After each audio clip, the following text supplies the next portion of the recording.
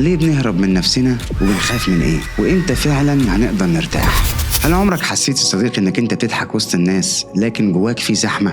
انك بتتكلم عادي لكن في صوت جواك مش عايز يهدى؟ ليه بنهرب من نفسنا وبنخاف من ايه؟ وامتى فعلا هنقدر نرتاح؟ خلينا نتكلم معاك النهاردة عن رحلة الرجوع للنفس، واللي بيعرف يرجع لنفسه اكيد بيرتاح. بص يا صديقي، احنا بنهرب من مشاعرنا، من ذكرياتنا، من اسئلتنا، بس السؤال المهم هنا ليه؟ في ناس بتهرب بسبب تجاربهم المؤلمة اللي حصلت لهم ايام الطفولة، زي الإهمال أو العنف أو النقد المستمر. الطفل لما بيتعرض للألم ده من صغره بيبني آليات للدفاع جواه، زي الكبت والإنكار والتجاهل، ودي طبعا بتكبر معانا وبتتحول لهروب واعي وغير واعي. في ناس تاني بتهرب عن طريق الانشغال الزايد، علاقات سامة، أكل زيادة، سوشيال ميديا، وحتى الشغل نفسه. كل دي مشغلات أحيانا بتمنعنا إن احنا نواجه نفسنا. في دراسة سنة 2010 اتعملت في جامعة هارفارد أثبتت إن العقل البشري بيقضي تقريبا 47% من وقته في الشرود والتفكير في حاجات غير اللحظة اللي هو فيها حاليا. يعني أحيانا يا صديقي الهروب بيكون عادة ذهنية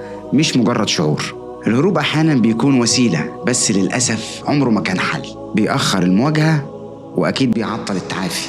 اللي عايز أقوله لك هنا يا صديقي إن عمر ما النفس هترتاح غير لما ترجع لحياتها الطبيعية، يعني ترجع لنفسها وترجع لربنا سبحانه وتعالى. ربنا سبحانه وتعالى بيقول: ومن أعرض عن ذكري فإن له معيشة ضنكا. يعني طبعا البعد عن ربنا عمره ما كان راحة، وده لو بصيت له هتلاقيه هو المعنى الحقيقي للدين، حتى لو كان اللي ظاهر عليك مؤقتا غير كده. النفس أحيانا يا صديقي بتهرب لأنها فقدت الأمان، والأمان الحقيقي في القرب من ربنا سبحانه وتعالى وفي القرب من ناس بتحبك. الرسول صلى الله عليه وسلم قال: تعرف إلى الله في الرخاء يعرفك في الشدة. يعني القرب مش لازم يكون وقت الأزمات بس، خلي القرب ده أسلوب حياتك بالكامل. يعني البنت اللي طول الوقت على السوشيال ميديا أحيانا مش بتتسلى، أحيانا بتكون بتهرب من فراغ، من وحدة، من نظرة متدنية لنفسها.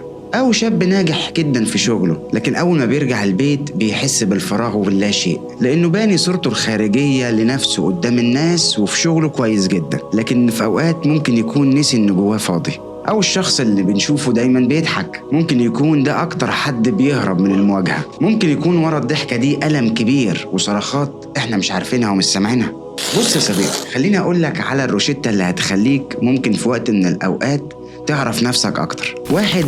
الاعتراف بالمشاعر. عمر ما هتشفى أو هتخف من الألم اللي انت فيه بدون وعي. حاول تكتب مشاعرك، تواجهها، واسأل نفسك بصدق: أنا خايف من إيه؟ 2. حاول انك انت تقعد في وضعية السكون والهدوء، بعيد عن المشتتات وبعيد عن الناس اللي ممكن تشوش حياتك.